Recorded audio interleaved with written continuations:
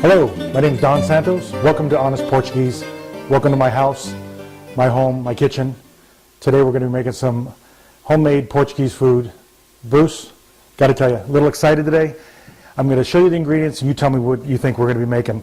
We have Portuguese linguica, potatoes, greens, kale, salt, pepper, onions, garlic, the staple of every soup, bay leaf, and of course the world's greatest olive oil has to be from Portugal, Portuguese olive oil.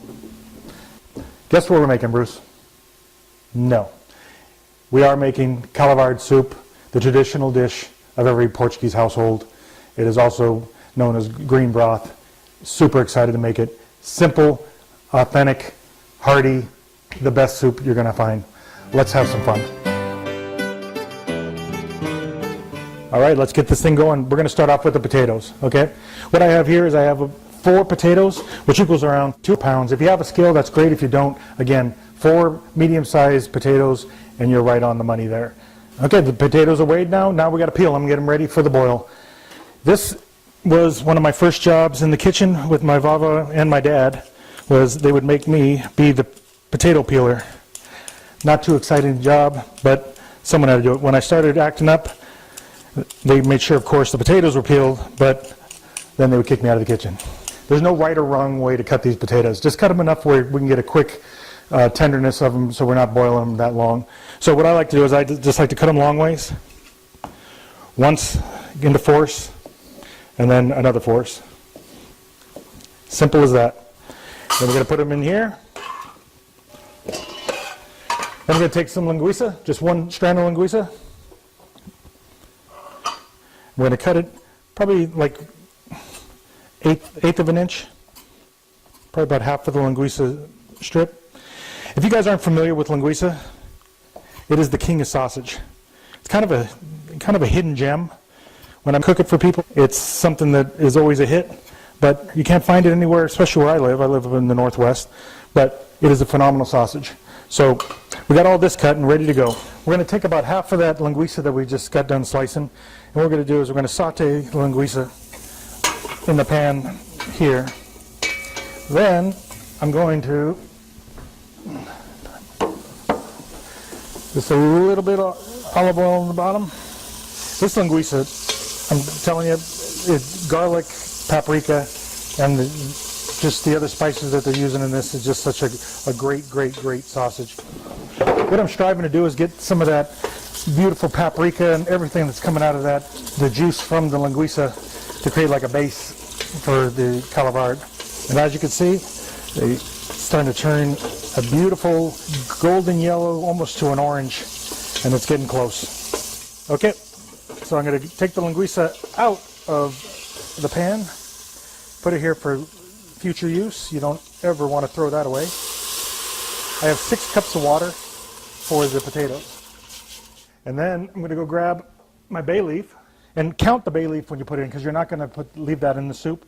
So I like to put 3 pieces of bay leaf in there. It gives it an earthy taste. It kind of mellows it, everything. Just a great flavor tool here. We'll also put a half an onion. And again, those potatoes that we cut up a little bit ago.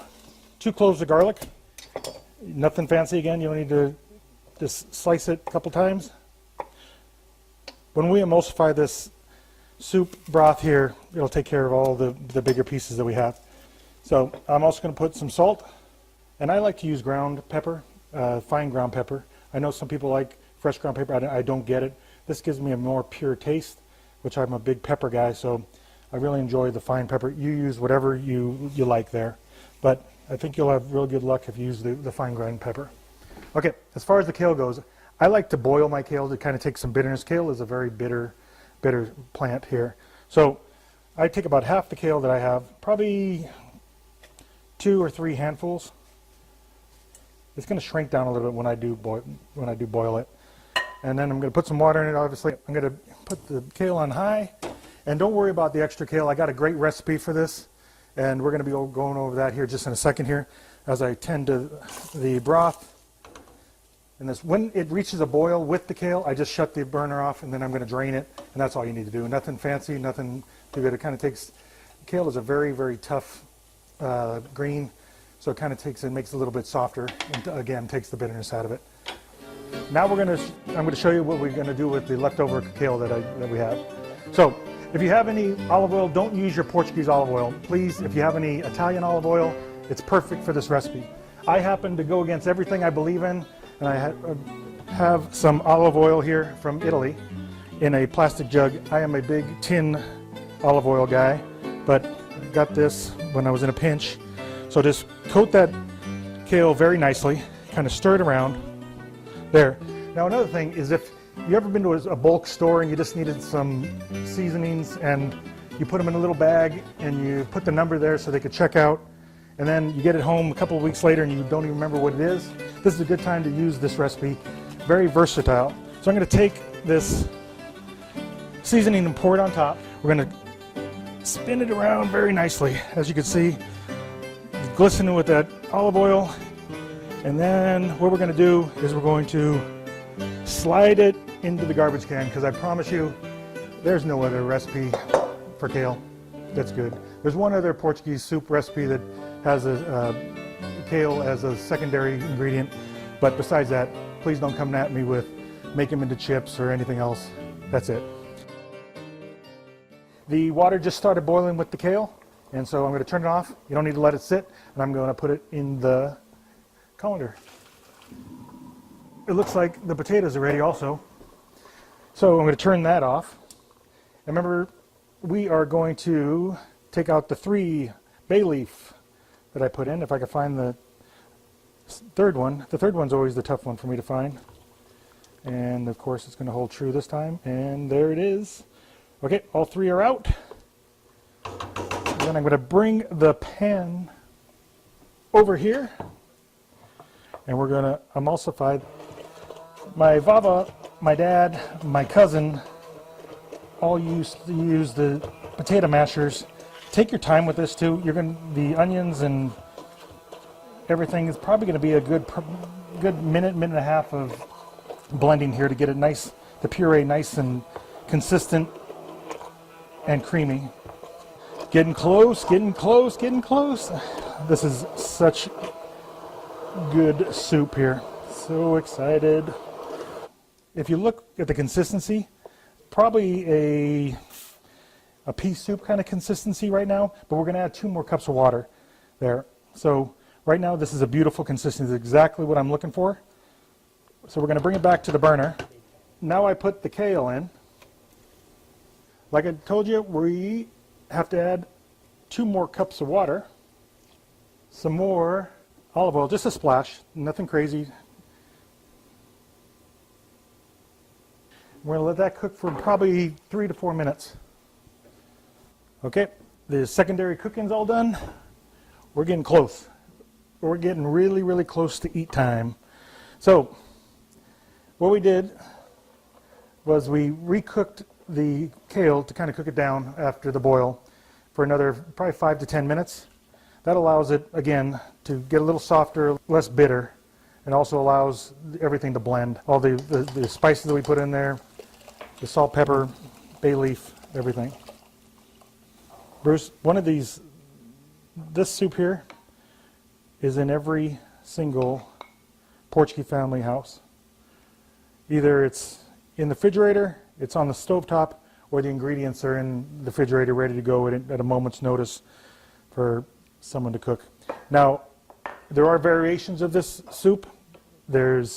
Instead of kale, there are people that use greens. I personally like the kale. My family is from California and mostly the San Joaquin Valley, so we were exposed a little bit more to kale. That's what I believe why the soup was kale and not greens. But anyway, do whatever green basically that you like, but I sure enjoyed the kale on this recipe and this recipe only. So I'm going to top it off with a couple pieces of the linguica that cooked about 10-15 minutes ago for the saute for the soup. And of course, we got a popsicle roll. I only use half one on this because with the potatoes and everything, it's kind of overkill on the stuff. But being who I am and where I'm from, almost every meal has to include some red wine. I personally used my boy Carlo, so did my family. We didn't have the luxury of having some of our uncles and aunts being able to stomp grapes and make a big old keg of homemade wine, so we always used to have to just go buy ours. Folks, thank you so much for watching. We are done. The soup is done. Everything turned out perfect. I hope this helped you make this fantastic traditional soup. I'm going to sit here and eat it, have a glass of wine. Like me on my Facebook page, Honest Portuguese. If you have any questions, any comments, leave them there and I'll answer them for you. Again, thank you so much. Have a great day.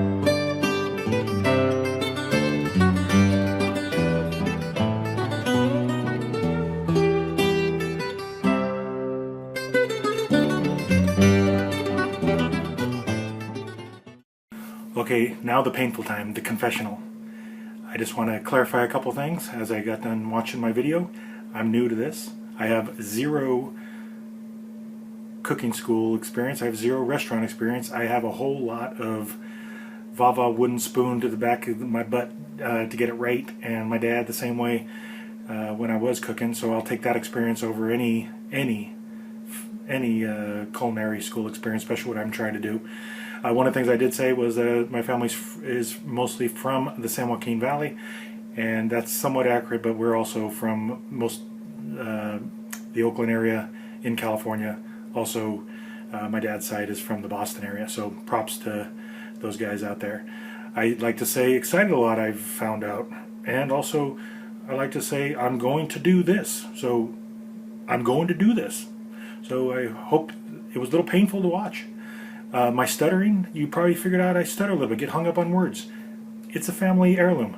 I'm very happy I do that. But I do have a grandson now, so I am trying to stop swearing. So sometimes you may think I'm stuttering, but actually I'm looking for a word besides a perfectly placed F-bomb to put in there. So realize that when I do get hung up on a word, if you say, I think he was trying to say F this, then you're probably correct, and I'm trying to find another alternative. I hope you enjoyed the video. I had a blast. And that other kale recipe I was talking about is the white bean and kale recipe soup that I will be hopefully attempting here in a few videos. The rest, kale, no good. Have a great day.